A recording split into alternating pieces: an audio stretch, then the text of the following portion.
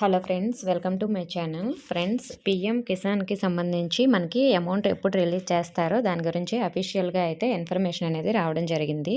So మరి ఈ వీడియోలో మనకి ఏ డేట్లో రిలీజ్ చేస్తారనే దాని గురించి అయితే తెలుసుకుందాం. వీడియోని అయితే అక్కడ స్కిప్ చేయకుండా వినండి.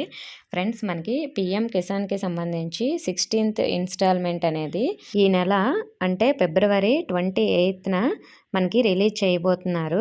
సో ఇది అఫీషియల్గా వచ్చిన ఇన్ఫర్మేషను. నేను మీకు వీడియోలో స్క్రీన్ షాట్ కూడా చూపిస్తున్నాను, చూడండి.